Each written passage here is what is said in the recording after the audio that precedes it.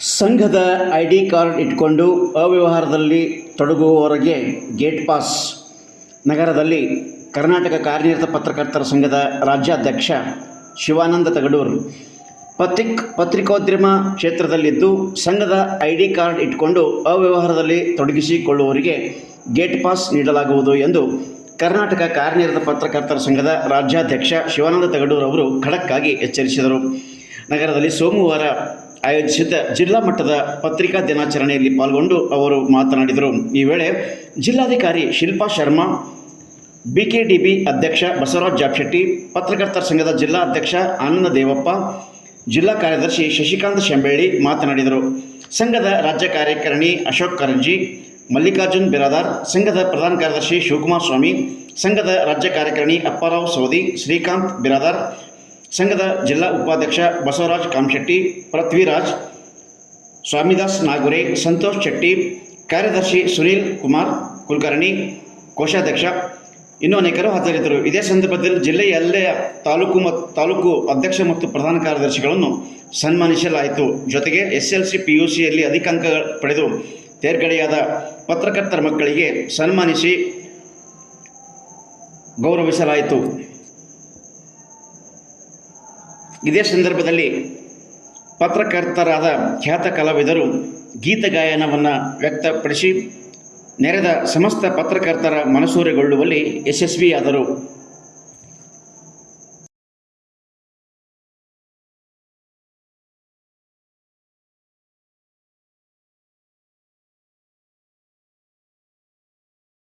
ಒಳ್ಳೆ ಪತ್ರಕರ್ತ ಅನ್ನೋ ರೀತಿಯಲ್ಲಿ ಗುರುತಿಸ್ಕೊಳ್ಳುವಂಥದ್ದು ಭಾಳ ಮುಖ್ಯ.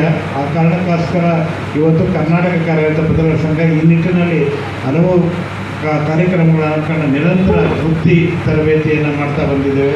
ಅನೇಕ ವಿಚಾರ ಸಂಕಿರಣಗಳನ್ನು ಮಾಡ್ತಾ ಬಂದಿದ್ದೇವೆ. ಪ್ರತಿ ವರ್ಷ ವಾರ್ಷಿಕ ಸಮ್ಮೇಳನಗಳನ್ನು, ರಾಜ್ಯ ಸಮ್ಮೇಳನವನ್ನು ಮಾಡ್ತಾ ಬಂದಿದ್ದೇವೆ. ಹಾಗೆ ವೃತ್ತಿ ಅವಾರ್ಡ್ ಫಂಕ್ಷನನ್ನು ಮಾಡ್ತಾ ಬಂದಿದ್ದೇವೆ. ಇವೆಲ್ಲ ಯಾತಕ್ಕೆ ಮಾಡ್ತಾ ಇದ್ದೀವಿ? ವೃತ್ತಿಗೆ ಸಂಬಂಧಪಟ್ಟ ಹಾಗೆ ಕೆಲಸವನ್ನು ಮಾಡೋದು.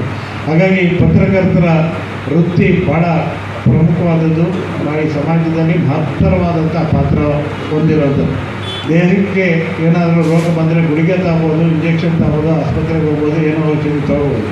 ಆದರೆ ಈ ಸಮಾಜಕ್ಕೆ ರೋಗ ಬಂದರೆ ಏನು ಮಾಡಬೇಕು ಅನ್ನೋ ಒಂದು ಪ್ರಶ್ನೆ ಬರುತ್ತೆ. ಹಾಗಾಗಿ ಸಮಾಜಕ್ಕೆ ವೈದ್ಯರು ಅಂತ ಹೇಳಿದರೆ ಅದರ ಪತ್ರಕರ್ತರು ಮಾತ್ರ. ಹಾಗಾಗಿ ಪತ್ರಕರ್ತರ ವೃತ್ತಿ ಅಷ್ಟೇ ತುಂಬ ಪವಿತ್ರವಾದದ್ದು. ಆ ಪವಿತ್ರ ವೃತ್ತಿಯನ್ನು ನಾವೆಲ್ಲ ಯಾರು ಕೂಡ ನಮ್ಮನ್ನು ಪತ್ರಕರ್ತ ಆಗಿ ಬನ್ನಿ ಅಂತ ಯಾರೂ ಕರೆದಿಲ್ಲ.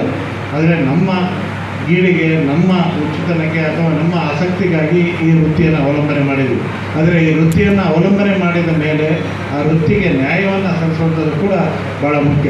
ಪತ್ರಕರ್ತ ಅನ್ನುವಂಥ ಹೆಸರನ್ನು ಇಟ್ಕೊಂಡು ಬೇರೆ ಬೇರೆ ಚಟುವಟಿಕೆ ಮಾಡುವಂಥದ್ದು ದಯಮಾಡಿ ಯಾರೂ ಕೂಡ ಮಾಡಬೇಡಿ.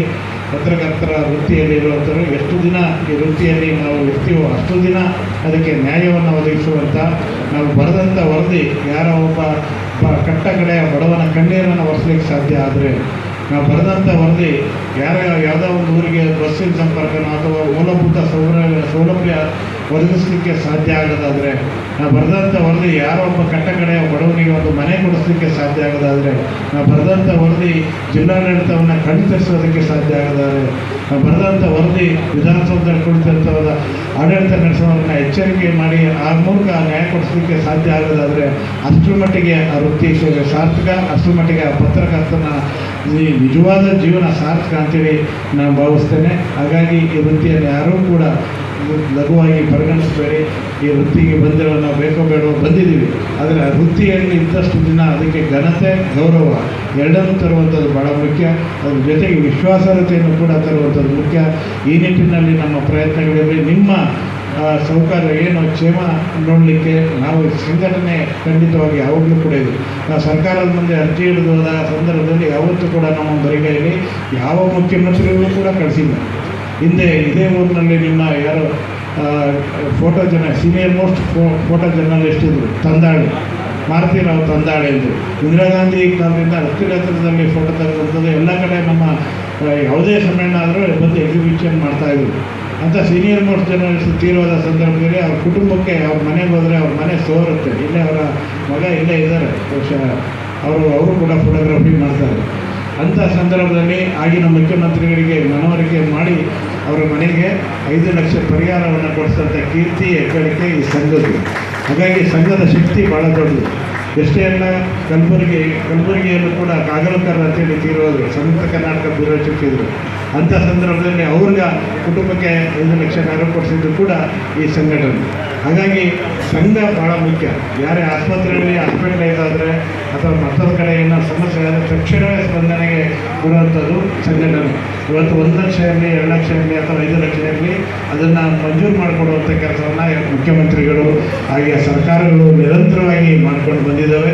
ಅದು ಯಾಕೆ ಮಾಡ್ಕೊಂಡು ಬಂದಿದ್ದಾರೆ ಅಂದರೆ ಅದರ ಹಿಂದೆ ಈ ಸಂಘ ಇರೋದು ಪತ್ರಕರ್ತರಿಗಾಗಿ, ಪತ್ರಕರ್ತರ ಕ್ಷೇಮಕ್ಕಾಗಿ, ಪತ್ರಕರ್ತರಿಗಾಗಿಯೇ ಹೋರಾಟವನ್ನು ಮಾಡ್ತಾ ಇದ್ದಾರೆ. ಬೇರೆ ಯಾವುದನ್ನು ಮಾಡ್ತಾ ಇಲ್ಲ ಅನ್ನೋದು ಸರ್ಕಾರಕ್ಕೂ ಮನವರಿಕೆ ಇದೆ, ಮಾನ್ಯ ಮುಖ್ಯಮಂತ್ರಿಗಳಿಗೂ ಮನವರಿಕೆ ಇದೆ, ಮಾನ್ಯ ಸಚಿವರುಗಳಿಗೂ ಮನವರಿಕೆ ಇದೆ. ಹಾಗಾಗಿ ಎಲ್ಲವೂ ಕೂಡ ಭಾಳ ಮುಖ್ಯ. ನಾವು ನಮ್ಮ ಬಗ್ಗೆ ಹೇಳ್ಕೊಳ್ಳೋವಂಥದ್ದಲ್ಲ, ಬೇರೆಯವರಿಂದ ಆ ಭಾವನೆ, ಆ ಮಾತುಗಳು ಬಂದರೆ ಅಷ್ಟು ಮಟ್ಟಿಗೆ ಅದು ಸಾರ್ಥಕ ಅಂತೇಳಿ ನಾನು ಭಾವಿಸ್ತೇನೆ. ಇಲ್ಲಿ ಇಡೀ ರಾಜ್ಯದಲ್ಲಿ ಯಾವ ಜಿಲ್ಲೆಗೆ ಹೋದರೂ ಕೂಡ ಈಗಲೂ ಈ ಮಳೆ ನಿಂತರೂ ಮಳೆ ನಿಲ್ಲಲ್ಲ ಅಂತಾರಲ್ಲ, ಹಾಗೆ ಎಲ್ಲಿಗೆ ಹೋದರೂ ಕೂಡ ಯಾವ ಜಿಲ್ಲೆಗೆ ಹೋದರೂ ಬೀದರ್ದೇ ಮಾತಾಡ್ತಾರೆ. ನಾನು ಮೊನ್ನೆ ಚಿಕ್ಕಮಗಳೂರಿಗೆ ಹೋಗಿ ಮೊನ್ನೆ 2 ದಿನಗಳ ಆಚೆ ಅಲ್ಲಿ ಬಂದಿದ್ದಂಥ ಇಡೀ ರಾಜ್ಯದಿಂದ ಬೇರೆ ಬೇರೆ ಕಡೆಯಿಂದ ಬಂದಿದ್ದರು. ಸರ್, ನಾವು ನೋಡಿದಂಥ ಸಮ್ಮೇಳನದಲ್ಲಿ ಬೀದರ್ನಲ್ಲಿ ಮಾಡಿದಂಥ ಸಮ್ಮೇಳನ ಅತ್ಯದ್ಭುತವಾದ ಸಮ್ಮೇಳನ ಅಂತೇಳಿ ಒಂದು ಮಾತನ್ನು ಹೇಳಿದ್ರು. ನನಗೆ ಎಷ್ಟು ಹೆಮ್ಮೆ ಆಗುತ್ತೆ, ಎಷ್ಟು ಖುಷಿ ಆಗುತ್ತೆ, ಎಷ್ಟು ಅಭಿಮಾನ ಬರುತ್ತೆ.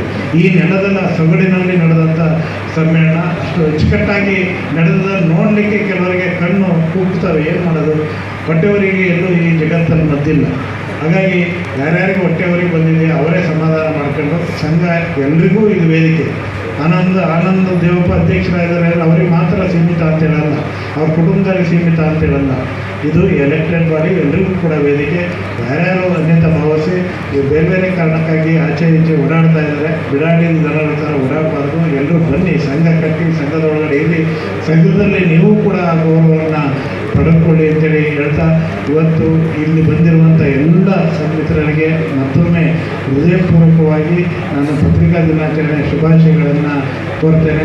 ಈ ವೇದಿಕೆಯಲ್ಲಿ ಮಾನ್ಯ ಜಿಲ್ಲಾಧಿಕಾರಿಗಳು ಸಮ್ಮೇಳನ ನಡೆಯುವ ಸಂದರ್ಭದಲ್ಲಿ ಅವರನ್ನು ಭೇಟಿ ಮಾಡಿದರು. ಒಂದು ಬಾರಿ ಭೇಟಿ ಮಾಡಿದ್ರು, ಅವ್ರ ಮನೆಗೆ ಹೋಗಿ. ಆ ಸಂದರ್ಭದಲ್ಲಿ ಭಾಳ ಮೆಲು ಮಾತಿನಲ್ಲಿ ಅವರು ಮಾತನಾಡಿದರು. ನನಗೆ ಏನಪ್ಪ ಕೆಲಸ, ನಮಗೆ ಸಮ್ಮೇಳನ ಸಹಕಾರ ಕೊಡ್ತಾರೋ ಇರುವಂಥ ಅನುಮಾನ ಇತ್ತು. ಆಮೇಲೆ ನೋಡಿದ್ರೆ ಅವ್ರ ಕೃತಿಯಲ್ಲಿ ಭಾಳ ಭರ್ಜರಿಯಾಗಿ ಆ ಕೆಲಸವನ್ನು ಮಾಡಿಕೊಟ್ಟಿದ್ದಾರೆ. ಯಾವ ಸಮ್ಮೇಳನದಲ್ಲೂ ಕೂಡ ಈ ಲಾಡ್ಜ್ಗಳನ್ನು ರಿಯಾಯಿತಿ ದರದಲ್ಲಿ ಕೊಡಿ ಅಂತ ಒಂದು ಆದೇಶ ಮಾಡಿದ್ದನ್ನು ಯಾವ ಜಿಲ್ಲೆಯಲ್ಲೂ ನಾನು ನೋಡಲಿಲ್ಲ. ಅದನ್ನು ಮಾಡಿಕೊಟ್ಟಂಥವ್ರು ಏಕೈಕ ಜಿಲ್ಲಾಧಿಕಾರಿಗಳು ಅಂದರೆ ನಮ್ಮ ಇಲ್ಲಿಯ ಜಿಲ್ಲಾಧಿಕಾರಿಗಳು ಶಿಲ್ಪಾ ಮೇಡಮ್ ಅವರು. ಹಾಗಾಗಿ ನಿಮ್ಮೆಲ್ಲರ ಜೋರು ಚಪ್ಪಾಳೆ ಮೂಲಕ ದಯಮಾಡಿ ಎಲ್ಲರೂ 1 ನಿಮಿಷ ಈ ಜಿಲ್ಲಾಡಳಿತ ಕೊಟ್ಟಿರುವಂಥ ಸಹಕಾರಕ್ಕೆ, ಸಮ್ಮೇಳನ ಅಚ್ಚುಕಟ್ಟಾಗಿ ಮಾಡಿಕೊಟ್ಟಿರುವಂಥ ಸಹಕಾರಕ್ಕೆ, ಈಶ್ವರ ಖಂಡ್ರೆ ಅವರಿಗೆ, ಸರ್ಕಾರಕ್ಕೆ, ನಾವು ಇಡೀ ಸಭಾಂಗಣದಲ್ಲಿ ಎಲ್ಲರೂ ಕೂಡ ಎದ್ದು ನಿಂತು ಜಿಲ್ಲಾಧಿಕಾರಿಗಳಿಗೆ ಗೌರವ ಸಲ್ಲಿಸುವ ಮೂಲಕ ಚಪ್ಪಾಳೆ ಹೊಡೆದ ಗೌರವ ಸಲ್ಲಿಸಿ ನಮ್ಮ ಕೃತಜ್ಞತೆಯನ್ನು ಹೇಳೋಣ. ಈಗಾಗಲೇ ಜೆನ್ಸಿ ಪ್ರೊಟೆಸ್ಟ್ ಬಗ್ಗೆ ಹೇಳಿದ್ದಾರೆ. ಟು ಬಿ ವೆರಿ ಫ್ರ್ಯಾಂಕ್, ಆ ಜನರೇಷನ್ಗೆ ಹೆಂಗೆ ಹ್ಯಾಂಡಲ್ ಮಾಡಬೇಕು ಅಥವಾ ಅವ್ರದ್ದು ಭಾವನೆ ಏನಿದೆ, ಅವರು ಯಾವ ರೀತಿಯಲ್ಲಿ ಥಿಂಕ್ ಮಾಡ್ತಾರೆ, ನಾವು ಇದುವರೆಗೂ ಯೋಚನೆ ಮಾಡಿಲ್ಲ. That is why we were not, ಅವರು ಹೇಳಿದಾಗೆ ಮೇನ್ ಸ್ಟ್ರೀಮ್ ಮೀಡಿಯಾ. ಕೆಲವೊಂದು ಮೀಡಿಯಾಗಳು ಅದರ ಮೇಲೆ ಗಮನ ಹರಿಸಿದ್ರು, ಕೆಲವೊಂದು ಗಮನ ಹರಿಸಿಲ್ಲ. So that also is very very important, and as he said, social media ಕೆಲವೊಂದು ಬಾರಿ ನಾವು ಇಗ್ನೋರ್ ಕೂಡ ಮಾಡೋಕ್ಕೆ ಆಗಲ್ಲ. It spreads like fire.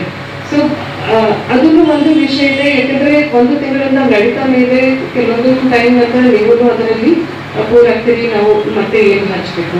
May be you can talk about ಅದರಲ್ಲಿ ಎಜುಕೇಷನ್. ನಮ್ಮ ದೇಶದಲ್ಲಿ ಯಾಕಂದ್ರೆ ಜನ್ಸಿ ಏನಕ್ಕೆ ಇದು ಮಾಡ್ತಿದ್ರು, ಎಜುಕೇಶನ್ ಸಲುವಾಗಿ. ಸೊ ಎಜುಕೇಶನ್ ರಿಫಾರ್ಮ್ಸ್ ನಾವು ಹೇಗೆ ಮಾಡ್ಬೋದು, ನಮ್ಮ GDPದು ಎಷ್ಟು ಪರ್ಸೆಂಟೇಜ್ ನಾವು ಎಜುಕೇಶನ್ ಮೇಲೆ ಖರ್ಚು ಮಾಡ್ತೀವಿ, ಎಷ್ಟು ನಾವು ಖರ್ಚು ಮಾಡಬೇಕಾಗಿದೆ. ನಾವು ಯಾಕಂದ್ರೆ ಈಗ ಡೆಮೋಗ್ರಾಫಿಕ್ ಡಿವಿಡೆಂಡ್ ಅಂತೀವಿ ಕನ್ನಡದಲ್ಲಿ.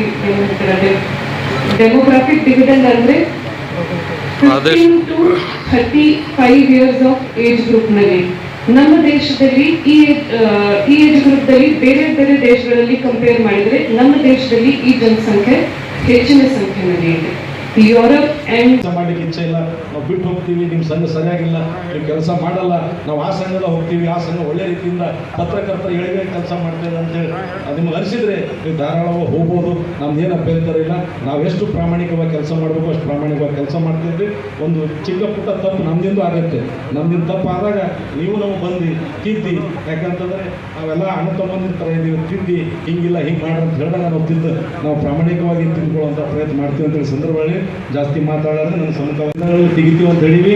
ಮತ್ತು ಇವತ್ತು ತಾಲೂಕಾ ಮಟ್ಟದಲ್ಲಿ ಹಿಂದಿಂದ ಆಗ್ಯದ ಇಲ್ಲೋ ಗೊತ್ತಿಲ್ಲ, ಯಾಕಂದರೆ ನಾನು ಭಾಳಷ್ಟು ಸಂಘದಲ್ಲಿ ಕಮ್ಮಿ ಸಮಯ ಕೊಟ್ಟಿದ್ದೆ.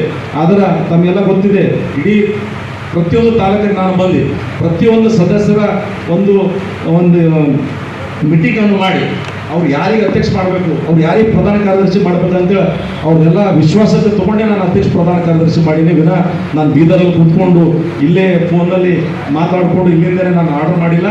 ಹೀಗಾಗಿ ನೀವು ತಾಲೂಕಾದಿಂದ ಏನು ಅಧ್ಯಕ್ಷ ಪ್ರಧಾನ ಕಾರ್ಯದರ್ಶಿ ಬಂದಿದ್ರಿ, ನಮ್ಮೆಲ್ಲರ ಜವಾಬ್ದಾರಿ ಇದೆ. ಅಲ್ಲೆಲ್ಲ ಆ ಗ್ರೂಪ್ ಈ ಗ್ರೂಪ್ ಅನ್ನೋದನ್ನೇ ಎಲ್ಲರಿಗೂ ತೊಗೊಂಡು ಎಲ್ಲರಿಗೂ ಅಣ್ಣ ತಮ್ಮಂದಿರು ತೊಗೊಂಡು ನಡ್ಕೊಂಡು ಹೋಗ್ಬೇಕಂತೇಳಿ ಈ ಸಂದರ್ಭದಲ್ಲಿ ಆಗ್ರಹಿಸಿ ಒಂದೆರಡು ಮಾತು.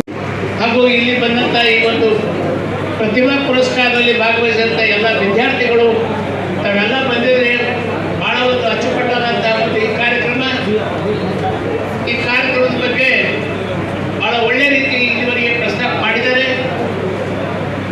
ಒಂದು ಮಾತು ನಾನು ಹೇಳ್ಬೇಕಂತೀನಿ, ಮೊನ್ನೆ ಇಲ್ಲಿ ಬೀದರ್ನಲ್ಲಿ ಆದಂಥ ಒಂದು ದೊಡ್ಡ ರಾಜ್ಯ ಮಟ್ಟದ ಸಮಾವೇಶ, ಆ ಸಮಾವೇಶದಲ್ಲಿ ನಾನು ನೋಡಿದ್ದೀನಿ ಆನಂದ್ ದೇವಪ್ಪ ಅವರು, ಆಮೇಲೆ ಅವರೆಲ್ಲ ಸಂಘಟಕರವರೆಲ್ಲ ಮಿತ್ರರು ಯಾವ ರೀತಿ ಕೆಲಸ ಮಾಡಿದ್ದಾರೆ. ಅದು ಇವತ್ತು ನಮ್ಮ ಜಿಲ್ಲೆಗೆ ಇವತ್ತು ಪ್ರತಿಷ್ಠೆವಾದಂಥ ಕಾರ್ಯಕ್ರಮ ಆಗಿದೆ. ಅಂಥ ಕಾರ್ಯಕ್ರಮ ಇನ್ನೊಂದ್ಸಲ ಈ ಜಿಲ್ಲೆಯಲ್ಲಿ ಮಾಡಬೇಕಂದ್ರೂ ಆಯ್ತದೋ ಇಲ್ಲೋ ಅಂದಂಗೆ ಆಗ್ಯದ. ಅಷ್ಟು ಚೆನ್ನಾಗಾಗಿದೆ.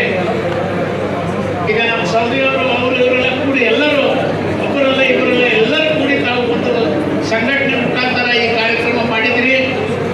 ಈ ಕಾರ್ಯಕ್ರಮ ಬಹಳ ವಿಶೇಷವಾದಂಥ ಕಾರ್ಯಕ್ರಮ. ಉಸ್ತುವಾರಿ ವಹಿಸಿಕೊಂಡಂಥ ಸನ್ಮಾನ್ಯ ಶ್ರೀ ಈಶ್ವರ ಖಂಡ್ರೆ ಅವರು ಕೂಡ ಈ ಕಾರ್ಯಕ್ರಮದಲ್ಲಿ ಅವರೆಲ್ಲರೂ ಮುಖ್ಯ ಇದಾಗಿ ರೂವಾರಿಯಾಗಿ ಕೆಲಸ ಮಾಡಿದ್ದಾರೆ. ಹೀಗಾಗಿ ಇವತ್ತಿನ ದಿವಸ ಪ್ರತಿಯೊಬ್ಬರು ಎಲ್ಲರೂ ಈ ಪತ್ರಿಕೆ ಬಗ್ಗೆ ಮಾತಾಡಿದ್ದಾರೆ. ನಮ್ಮ ಒಂದು ಪ್ರಜಾಪ್ರಭುತ್ವದ ಇದು 4ನೇ ಸ್ತಂಭ ಅನ್ನೋದಂತೂ ಎಲ್ಲರಿಗೂ ಗೊತ್ತಿದ್ದ ವಿಷಯ. ವಿಶೇಷವಾಗಿ ಡೆಪ್ಟಿ ಕಮಿಷನರ್ ಏನು ಮಾತಾಡಿದ್ರು, ಇಡೀ ಜಗತ್ತಿನಲ್ಲಿ ಕರುಣಾ ಸಂಖ್ಯೆ ಇದ್ದಂಥ ಯಾವುದಾದ್ರೂ ದೇಶ ಇದ್ದರೆ ಇವತ್ತಿನ ದಿವಸ ನಮ್ಮ ಭಾರತ ದೇಶ. ಭಾರತ ದೇಶದಲ್ಲಿ ಎಲ್ಲ ತರುಣರಿಗೆ ಒಂದು ಏನಾದರೂ ಮೋಟಿವೇಶನಲ್ಲಿ ಏನಾದರೂ ವಿಚಾರವನ್ನು ತಿಳಿಸ್ಬೇಕಾದ್ರೆ ಮಾಧ್ಯಮದ ಒಂದು ಬಹಳ ದೊಡ್ಡ ಒಂದು ಕರ್ತವ್ಯ ಇದೆ. ಮಾಧ್ಯಮದ ಒಂದು ಮುಖಾಂತರನೇ ಸಾಧ್ಯ ಇದೆ ಅನ್ನುವಂಥ ಮಾತು ಅವ್ರ ಟೋಟಲ್ ಭಾಷಣದಲ್ಲಿ ಆ ಮಾತು ಬಂತು. ಅದಾದ್ಮೇಲೆ ಇವತ್ತೇನು ಮಕ್ಕಳಿಗೇನು ಪುರಸ್ಕಾರ ಕೊಟ್ಟರೆ ನೀವು ಪ್ರತಿಭಾ ಪುರಸ್ಕಾರ, ಇದು ಬಹಳ ಒಂದು ವಿಶೇಷವಾದ ಕಾರ್ಯಕ್ರಮ. ಅವರಿಗೆ ಮೋಟಿವೇಶನ್ ಆಗಬೇಕು. ಇಂಥ ವಿದ್ಯಾರ್ಥಿಗಳು ನೋಡಿ ಬೇರೆ ವಿದ್ಯಾರ್ಥಿಗಳು ಕೂಡ ನಾವು ಕೂಡ ಹೆಚ್ಚಿನ ಇದರಲ್ಲಿ ಭಾಗವಹಿಸಿ ಮುಂದೆ ಬಂದು ಈ ರೀತಿ ಪ್ರತಿಭಾ ಪುರಸ್ಕಾರದಲ್ಲಿ ನಾವು ಕೂಡ ಭಾಗವಹಿಸಬೇಕು ಅನ್ನುವಂಥ ಒಂದು ಅವರಿಗೆ ನಮಗೆ ಒಂದು ಸಮಾಧಾನ ಆಗಿದೆ. ಬರುವ ದಿನಗಳಲ್ಲಿ ಇವತ್ತು ನಾವು ಕೇವಲ ಬರೀ 10 ಮಕ್ಕಳಿಗೆಲ್ಲ ಪುರಸ್ಕಾರ ಕೊಟ್ಟಿದ್ದೀವಿ. ಬರುವ ದಿನಗಳಲ್ಲಿ 100 ಮಕ್ಕಳಿಗೆ ಪುರಸ್ಕಾರ ಕೊಡುವಂಥ ವ್ಯವಸ್ಥೆ ಆನಂದ್ ದೇವಪ್ಪ ಅವರ ಅಧ್ಯಕ್ಷತೆಯಲ್ಲಿ ಆಗಬೇಕು ಅಂತ ಈ ಸಂದರ್ಭದಲ್ಲಿ ನಾನು ಹಾರೈಸಿ ನನಗೂ ಕೂಡ ಈ ಕಾರ್ಯಕ್ರಮದಲ್ಲಿ ಭಾಗವಹಿಸಲಿಕ್ಕೆ ಅನುವು ಮಾಡಿಕೊಟ್ಟಂತ ತಮ್ಮೆಲ್ಲರಿಗೂ ವಂದಿಸಿ, ಅಂದರೆ ಒಂದು ಸೋಷಿಯಲ್ ಮೀಡಿಯಾ ಮೂಲಕ ಒಂದು ಯುವತಿಯರ ಚಳವಳಿ ಒಂದು ಪ್ರಭುತ್ವವನ್ನು ತಲೆಬಾಗಿಸುವಂಥ ಕೆಲಸ ಮಾಡಿತು. ನಾವು ಮಾಡಬೇಕಾದ ಕೆಲಸ ಯುವತಿಯರು ಮಾಡಿದರು. ಹೀಗಾಗಿ ನಮಗೆ ಇದು ಒಂದು ಎಚ್ಚರಿಕೆಯ ಕರೆಗಂಟೆ. ನಾವು ಸತ್ಯದ ಪರವಾಗಿ ನಿಲ್ಲದೇ ಇದ್ದರೆ ನಮಗೆ ಉಳಿಗಾಲ ಇಲ್ಲ ಅನ್ನೋ ಒಂದು ಎಚ್ಚರಿಕೆಯ ವಿಷಯ ಈ ಮೂಲಕ ಅವರು ಕೊಟ್ಟಿದ್ದಾರೆ ಅನ್ನುವುದನ್ನು ನಾವು ಅರ್ಥ ಮಾಡಿಕೊಂಡು ಹೆಚ್ಚೆಚ್ಚು ಓದಿನ ಮೂಲಕ ನಮ್ಮ ಬರವಣಿಗೆಯನ್ನು ಇನ್ನಷ್ಟು ಚುರುಕುಗೊಳಿಸುವ ಕೆಲಸವನ್ನು ಈ ಸಂದರ್ಭದಲ್ಲಿ ಮಾಡಿಕೊಳ್ಳೋಣ ಅಂತೇಳಿ ನಿಜಕ್ಕೂ ಭಾಳ ಒತ್ತಡದ ಮಧ್ಯೆ ಶಿವಾನಂದ ಯಡೂರವರು ನಮಗೆ ಸಮಯ ಕೊಟ್ಟು ಅವರು ಅನೇಕ ಸಲಹೆಗಳನ್ನು ಕೊಟ್ಟಿದ್ದಾರೆ. ಹೀಗಾಗಿ ಅವರಿಗೆ ನಮ್ಮ ಎಲ್ಲ ಸಮಸ್ತ ಪತ್ರಕರ್ತರು ಹಾಗೂ ನಮ್ಮ ಸಂಘದ ಪರವಾಗಿ ಅವರಿಗೆ ಹೃತ್ಪೂರ್ವಕವಾದ ಧನ್ಯವಾದಗಳನ್ನು ಸಲ್ಲಿಸ್ತೇನೆ.